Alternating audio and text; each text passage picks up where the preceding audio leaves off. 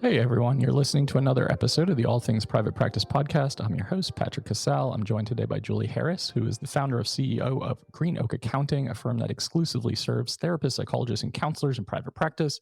She's also an accountant, an enrolled agent, a speaker, author of Profit First for Therapists, and the host of Therapy for Your Money podcast.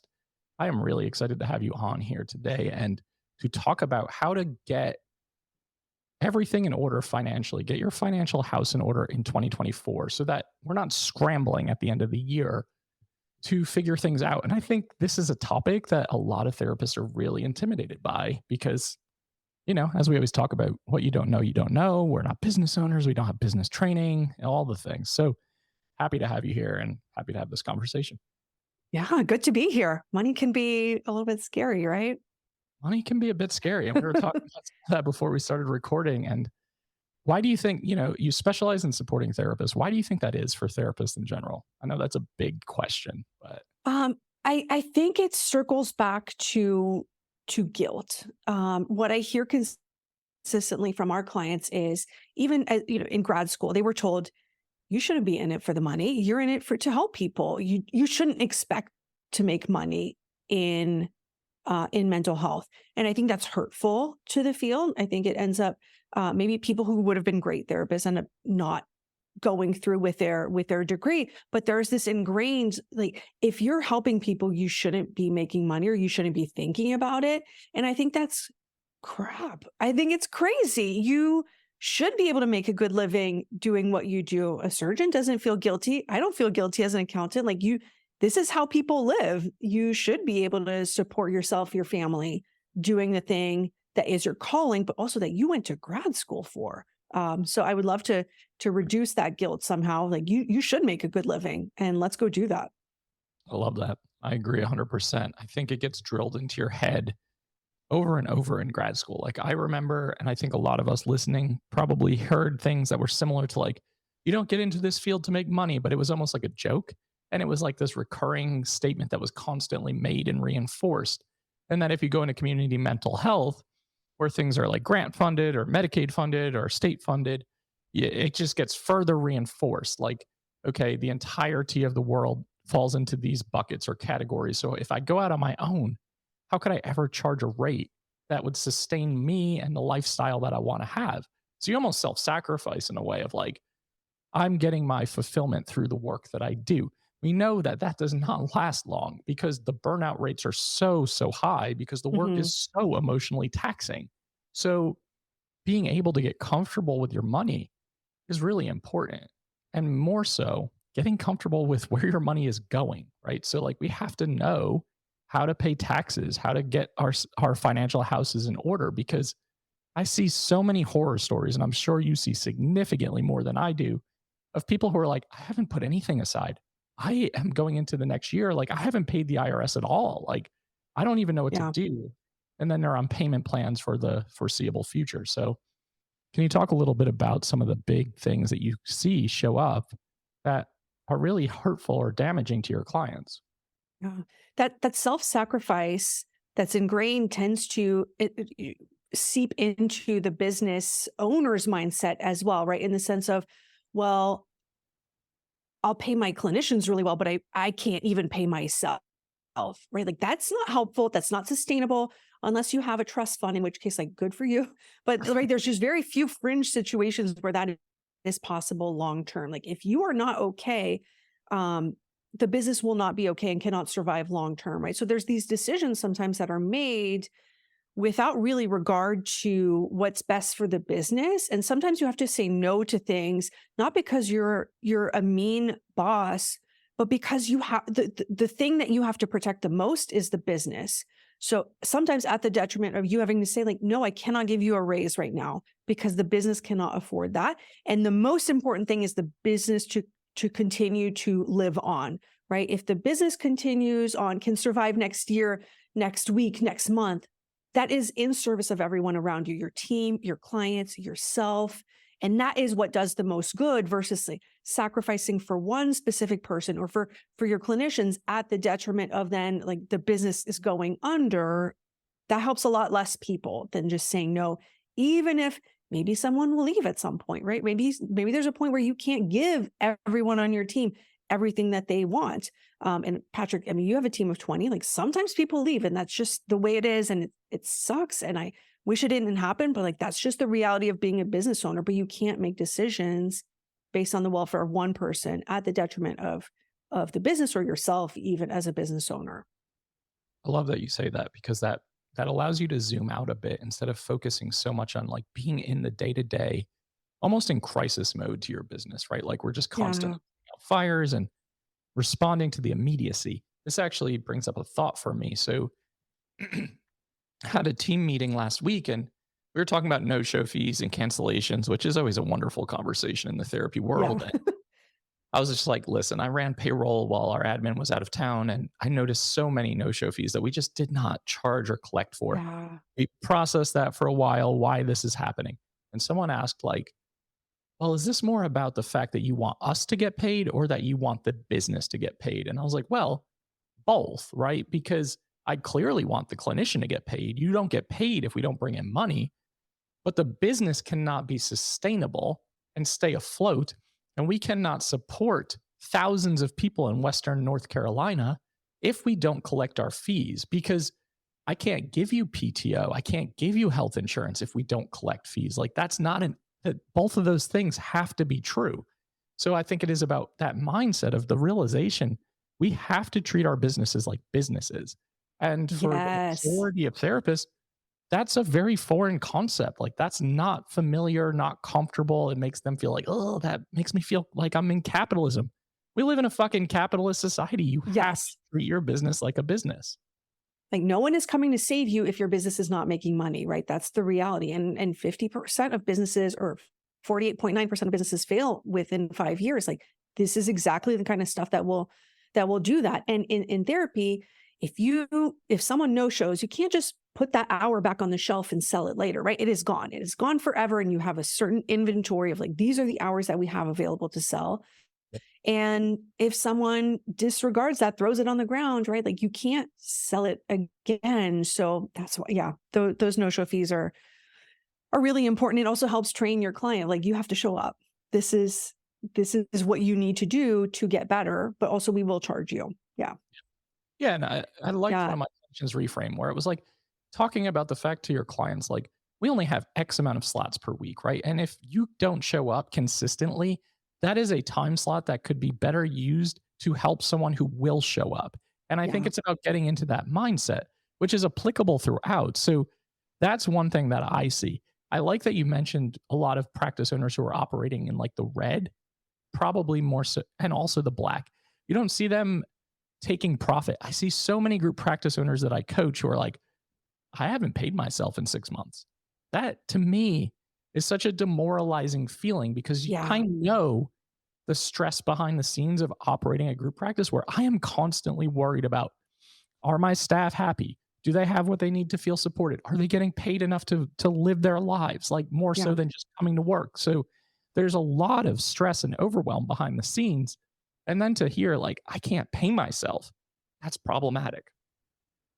Yeah. For many reasons, including like how are you paying for, what's going on behind the scenes? Are you putting your groceries on credit cards that you're then not paying, right? Like there is a runway to that where at a certain point there is no more debt to accrue, right? Maybe that's possible for a longer time because you have a spouse that is bringing in income to the household and you're able to live on that. In which case, that runway might be longer, but it's also a symptom that something is going on in the business, right? If you are not able to pay yourself and you're doing full-time work in the business, that's a symptom that something is not right. And so actually looking at what's going on is really, really helpful here. And I know a lot of practice owners have avoidance when it comes to their money, like, oh, I don't know, I don't want to look, it doesn't feel right, or I don't know where to start, right? It feels overwhelming. But when you kind of make a habit out of it and say, on Friday mornings, I spend 30 minutes looking at what happened this week, how much money is in all the accounts, what's going on. That is really helpful. And it's a good muscle to work as a business owner, but then it becomes kind of this normal thing of, oh, I see the ebb and flow of the money in my business.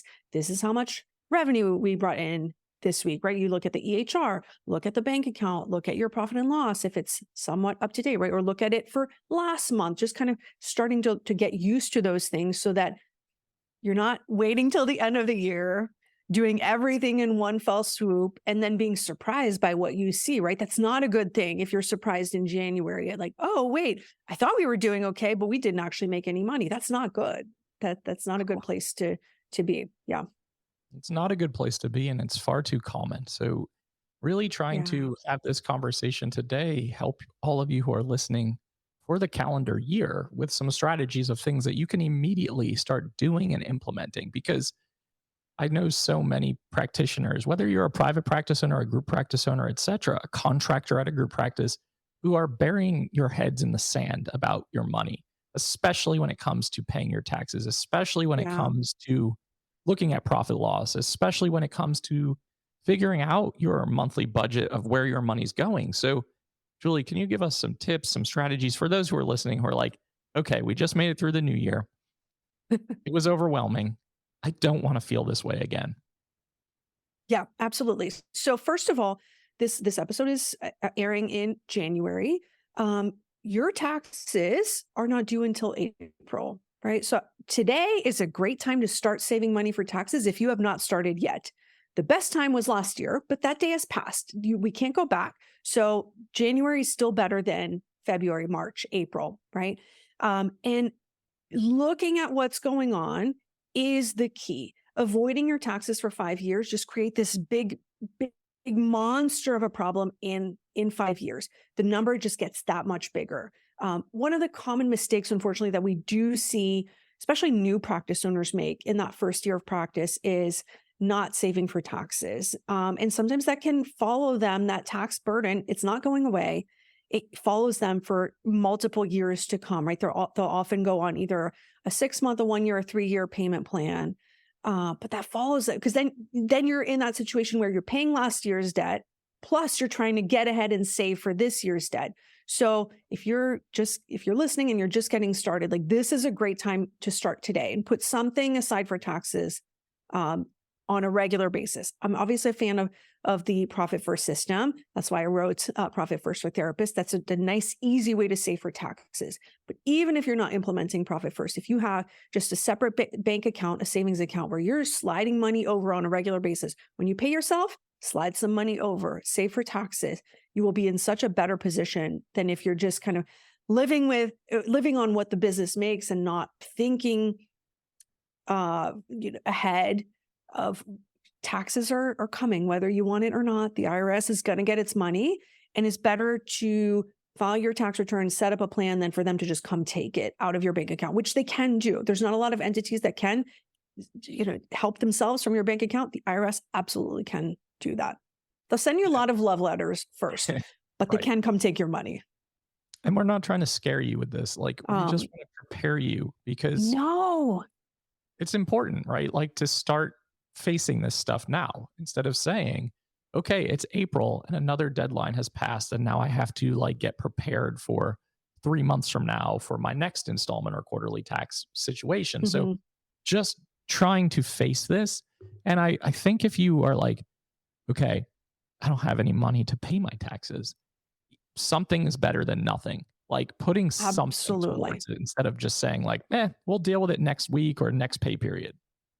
Yes, absolutely. So saving something and then also paying something with your tax return, like both of those things are really, really helpful. And then if you are getting communication from the IRS, open it and read the letter. I cannot tell you how many times I've been on Zoom with a client over the years where they're like, "Hey, I have this stack of IRS letters that I have not opened." Like, you guys, you have to open it. You have to open it and tell us what is in those letters so we can do something about it. There are deadlines, right? So just tackling the thing, just open the letter, look at what's going on. But Patrick, this is truly like this is a no judgment zone, right? We've worked with clients who are in all different kinds of situations. I've had a client come work with us who had not filed taxes for 10 years, right? Like it's something that happens as accountants, like that is a normal thing. It's not like something we see every day, but like it happens. And our job is just to get people on the right track. It's not to judge. We just want you to be on the right track. So speaking of that, I guess my next tip would be, I always recommend that business owners work with a tax professional to file their taxes. I'm okay with them doing their own bookkeeping for a while if they have to, right? From a budgeting standpoint, like if you've got to do that on your own, go ahead, do that. But you don't know what you don't know, and so when you're doing your own bookkeeping and also filing your own taxes, there is literally no one who's looking over your shoulder saying like, "This is wrong. You're not doing this right." And business taxes are a lot more complex than just filing through TurboTax if you're an employee for someone else, right? If you have a W-2 and you're not self-employed, knock yourself out with TurboTax. You've got my blessing. But if you're a business owner, there's just a lot more to it. And I want you to work with someone who can help you see around the corner because mistakes are just so expensive as well. And usually a tax preparer will pay for itself in that way. Like if you're just avoiding a mistake, that can easily cost you thousands of dollars in penalties. And so it's really, really helpful for that. And I say that even though my team and I, we don't do tax only work. So it's not benefiting me at all. But like, I think you should have a tax preparer that's in your corner that's saying like, hey, Patrick, here are the things that are coming up this year. Here are some new changes, right? That is just kind of looking out for you as a business owner. That will pay for itself in no time. And just like having a lot of other professional vendors on your side, right? I think as you progress with past those first couple of months as a business owner, you probably need a business attorney, maybe an HR professional if you have team members, right? Like just people who know who are experts in their specific field that are part of your professional team and that make you a better business owner too. I could not agree more. And I'm so glad you named that because so often I see in all the Facebook groups, including my own, where it's like, I'm starting my business. I have these tax questions or these legal questions, but I'm going to try to figure them out myself. Or I'm going to ask a Facebook group full of therapists what their opinions are. And opinions are fine, but they're opinions and they're not trained professionals to answer the questions that a lot of people are asking. So I think you have to have that almost like boardroom made up of the people who you have in your Yes. corner to help you save money, to help you allocate money, to help you secure your future and your retirement, to help you, like you said, not make these common mistakes that we so often can make if we're doing everything on our own. We talked about like outsourcing and delegating before we started recording, but having a trained tax professional feels like a no-brainer to me. And I'm always shocked when people are like, yeah, I'm just going to handle it myself, or my partner's going to do it, or like I'm going to figure it out as I go. And it's like, this is a major opportunity for you to really prevent something bad from happening in the future. And this is almost like the start of picking up the shovel to start digging the hole if you are unwilling to kind of go through the motions of finding someone who you can work with. And I think that's a really, really important part of owning a business. It is. And one of my few soapboxes is Facebook groups. I mean, they can be so helpful, but at the number of times I've seen someone post like, "Oh, I have this specific tax question," and people jump in with the very best of intentions, right? Therapists are helpers, like they want to help someone out, and I think that's so beautiful. But if your advice is incorrect, you don't have all the facts and circumstances.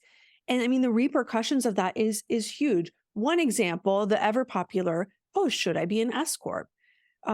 People will jump in and say like, oh yeah, you definitely should. But like, you did not ask, what state are you in? There are very, very significant state differences where in some states it might make all the sense in the world. In other states, you should not do that. But that question isn't even asked, right? So you're getting advice that may or may not be incorrect. So you may be saving a couple $100s by not going to someone who actually knows how to answer this question correctly, but you're costing yourself thousands of dollars in taxes that you wouldn't have had to otherwise pay on the back end. This time of year, we're seeing a lot of benefits questions like, should I be on my company health insurance or not? Like, where is it deducted? Or like, that depends on the entity. There's a lot of ifs, ands, or buts here. And an accountant's favorite answer is it depends, because it really does typically depend our answer on your specific facts and circumstances for your business, right? So we would ask a lot of follow-up questions and say like, well, what's the situation in your household? What's going on over here? Blah, blah. Like there's a lot of different things that go into answering something. And so just be careful listeners about the answers that you get on Facebook. And if that's where you're starting because you're then going to your tax preparer, awesome, amazing, great. Like you've got some contacts, you've got some quick questions to ask, perfect. But that cannot be your only source of of information for tax or legal advice. Please, please, please. I agree 100%. And, use my Facebook group when you're like, I don't know how to create my niche, or I need help with my website, or like I need networking strategies. Great. Don't use a group of 11,000 therapists to answer your tax questions. Like, just like most accountants aren't going to come to a group of therapists and ask them how to file their taxes. So just really make sure that you're using the appropriate resources that are available to you, because everyone's situation is individually specific. And that's why, like, so often my answer to so many questions is it depends. Like, you're asking a question about insurance, policy and procedure in California. It depends. I live in North Carolina. I don't know the answer. So it's just, I think it's important to look at it from that perspective. Okay, so we're talking about paying your quarterly taxes, hiring Mhm. a trained tax professional. What else comes to mind that feels like, okay, I want to get 2024 needs to be the year where I set myself up for Mm. success? Okay. I would say that comparison is the thief of joy. There is no perfect sized practice. And again, my team and I, we've seen thousands of practices of every size, right? From startup to multi-million dollar practice. Every size has its own set of problems. They have their own doubts. They have their own issues. The challenges that you're facing just shift as the business grows, right? Maybe a solo practice is at the very beginning is struggling with like, how do I get clients in the door, right? And then as you grow towards 10 plus clinicians, maybe you have good, strong mechanisms there to attract new clients, but then it's the recruiting machine that's broken where you're constantly having to recruit and maybe it's not going well, right? There's other types of challenges, or maybe you're struggling with managing the size team that you now have, right? And now you're needing leadership. How do I find that? What do I do? So you can make money at literally any stage of practice. And so this time of year, we often will hear things like, "Oh, my goal for 2024 is to get to 500,000 or $1 million or whatever it may be." And those are great goals, but they sometimes can be vanity metrics if we're just looking at that and not at like, what is your lifestyle? What are you actually getting to take home? What is left when you're done? Because I'd much rather see a $300,000 practice where the owner is living their best life, they're getting paid well, they're working the hours that they would like to work, they're seeing the number of clients that they'd like to see, than a $1 million practice that is barely breaking even, barely, where I mean, those that the cash going out for payroll is so big there, right? Uh your margin for error is just so razor thin. If you're not making any money, right? 50 grand is going out each time you run payroll and there's $1,000 left in the bank. Oh, that makes that stresses me out, right? And I know the business owner is stressed out. So I'd like to think about it more of a lifestyle question of like, what life do you want to live? How much money do you need to be comfortable to live your ideal life, right? Like, what are those numbers? So just even looking at what are these numbers? What does it take for me to live? Because Patrick, a lot of therapists don't know what that number is, right? Like, how much does it cost to run your household? When you ask that question, a lot of people have no idea. So I like for practice owners to have kind of two numbers. One is the basics, like you're covering your mortgage, rent, car payment, gas, food on the table, right? Kind of the normal things. And what is the really nice to have, where you're maybe going on a couple of trips per year, or doing a weekend away and a family trip, and you're getting to do maybe hobbies that you really enjoy, right? Like things like that, so that you can see what does my practice need to be to support those things, right? When you know your bare bones number, then you also know if you're in trouble, but then you can work your way towards that best life number that you honestly deserve. You just do. Yeah, I agree 100%. When I was doing my coaching programs, like that is where we start. Here's the number that you need to know of, like, this is the number I need to make to keep my lights on, to pay my bills, to take care of my basic needs. Here's the number of This is how many weeks of PTO I want to take. This is Mhm. how many trips I want to take, trainings, etc. The things you want to do, the reasons you start your business. Really understanding the difference that we need to know both numbers and both are equally as important.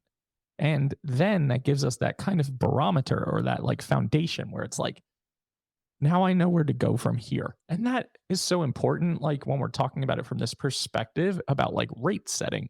Because, for example, for most therapists, they're like, what does everyone charge in my area? That's what I'm going to charge. And it's like, well, no, again, this is individually dependent. Your rates and your fees, sure, we should take a look and do some market research, but we should really be basing our rates on what do I need to make to sustain the lifestyle that I want to have or I need to have. And then you start to do the math, opposed to like, I went on Psych today and I looked at everyone's pages. So this is where I fall in. And it's like, well, that you don't know any of those situations. And most of those people are probably just duplicating that process that you are doing now. So there's no way to actually determine how much we should set up our fees for. So again, this just goes back to the most therapists have zero business training and understanding. So I think it's just important to make it as simple as possible. And comparison is the thief of joy. You don't know what's going on behind the scenes for that $1 million practice. You don't know what's going on behind the scenes for that $100,000 practice. So, like, I think it's just important to stay the course, focus on yourself, focus on your needs. What do you want out of this career? Opposed to thinking, like, what am I supposed to be doing? Because when we get into that, like, what am I supposed to be doing mentality? When I started my group practice, we're going up on 3 years now. I never expected like I'd have 20 full-time employees, 2 office managers, whatever. And now when I'm thinking about it, I'm like, what's next year going to look like? Are we going to hit 40? Are we going to hit 50? I really don't know. But I don't ever feel like I'm in this mentality of I'm supposed to do it this way. I want to make sure our culture is cohesive. I want to make sure people are taken care of, that we have enough clients coming in to go around. And that's really it. And then you can start building off of that, opposed to saying, well, other group practice owners in the area have 30 employees. I think I'm supposed to do that. That's Yeah, where you I can really start should. to stumble. Yeah. Yeah. Yeah, the shoulds are really what can tend to get you in trouble or right of like, oh, I should do this, or like others are doing that, so I should do it too. And the Facebook groups can be a little bit to blame here, where like you see, oh, these people are doing really well, right? Or look like they're doing really well. As an accountant, I've seen under the hood of thousands of practices. Things are not always what they seem, is the only thing I will say there, right? Like just because it looks great doesn't always mean that it is. But that's also not like where what is actually true to you. Um, it seems like buying a building is one of those shoulds that kind of comes in, it comes in waves where we'll have all of a sudden like 5 clients say, oh, so and so bought a building, so I feel like I should buy a building. We're like, is that actually in line with your goals? Like, is that some, Right. do you want that? Like, tell me more. What is the actual reasoning behind this? And sometimes it makes sense. And a lot of times it doesn't, right? If that will spend your very last dollar, and that means you have absolutely no cushion, that is a bad idea. You are better off paying rent where you have a lot of flexibility too, right? Where if this space no longer fits your needs, you can move somewhere else. Once you buy a building, you're kind of locked in. Like, what if your business outgrows that building? Like, Yep. good luck, right? Commercial real estate does not move the same way that that residential real estate moves. Like that's just one of many examples, but it's a funny one because it often feels like a should, right? Like, well, other successful business owners are doing this, so it feels like I should also. I'm like, do you though? Do you? You do not have to. You can do whatever feels true to you. And speaking of like living your best life and looking at the numbers, I have a whole chapter in my book, Profit First for Therapists, on reverse engineering your business to meet your life. So looking at what do you need to live, and then reverse engineering your business to sustain that. Because sometimes what we find is the business owner is frustrated. They're feeling like, oh, I'm working so hard. Why is this not working? Sometimes because you're trying to jam a square peg into a round hole, where you're trying to get something out of your business that it literally cannot provide you, right? For example, you're seeing 10 clients a week at 125 dollars per client per session, and you're expecting to make 200,000 in that year. Like the math does not add up. Your business cannot give that to you. but this is what it can give to you, or these are the things that you can do. If the 200,000 is the important thing, here are the things that you can do to get to that point. Are you willing to do those? Right. So it's all a whole lot of decisions, but the math has to make sense. Right. And so just looking at, like, does this math add up? Yes or no? There's a lot of peace in knowing that, right? Of like, okay, this is not doable. What is doable? Am I okay with that? Or do I want to change something? Absolutely. I agree 100%. Sometimes the math ain't mathin', and that's true. And I think we have to just get more comfortable talking about the math and looking at the numbers, because the numbers don't lie. Yeah. I Yeah. mean, we can't outthink them. Um, it's They don't have an concrete data. agenda. They are what they are. Yeah. And this is like second grade math, right? So it's not even, if we're just taking pen to paper and looking at what's my average fee per session. Sometimes you don't want to get lost in the minutia, right? Of like, oh, well, this panel gives me this much. Just what's the average fee per session? What's the number of sessions on average per week in the business, right? Not, oh, this week is lower, that week is, oh, it was Thanksgiving. No, what's the average, right? That gives you some really solid numbers.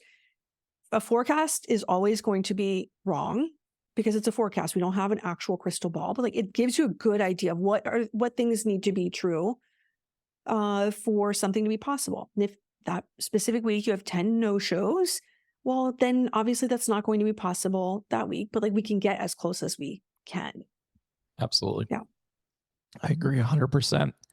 I hope this episode was helpful for all of you. And I know that there's a lot more to it as you go on, but the main takeaway is I really hope you can incorporate, if you haven't already. If you're sitting here thinking like, fuck, I haven't done any of this and I feel ashamed about it, there's no shame here. Like Julie said, Literally no shame. No shame at all. An accountant is here to help you. You know, a professional tax person is here to help you. They're not here to shame you. They're not here to make you feel judged. The same way we don't do that with our clients. So you're not alone. And that's why we're talking about this, is the fact that we just see it far too often. And I think it's really important to just take control this year, starting now, with your situation. Do not wait until December 31st, 2024. Really start thinking about, what changes can I make? How can I make my plan? How can I make my roadmap? Who are the people I can hire to help me, so that this does not have to be as stressful as it's been in the past? And if you're doing all these things, then kudos to you, and you're ahead of the game. And I think that's important to acknowledge too. And Patrick, I also want to mention, you don't need to fix anything before working with a tax preparer. Just like when a client comes to you, you don't expect them to have read all the self-help books and have done a bajillion hours of research online. Like, you want them to just show up as they are, because you're going to take them wherever they are. So the same applies for accounting. You don't need to try to fix it or try to get it right. Like, we can do that for you. Like, don't, wade through the muck if you don't want to. There are professionals that can do all of that for you, and you don't have to change anything. Just come as you are with what you have, and we can meet you right there. I love that. I really, really love that. That's a great sentiment to end on, and a really good conversation with good information. So I hope this was helpful for everyone. Julie, thanks so much for coming on and making the time. And please share with the audience where they can find more of you. I would love to. You can find my team and I at GreenOakAccounting.com. You can find there are courses. We have a couple of new courses that are self-paced, so you can do them on your own time.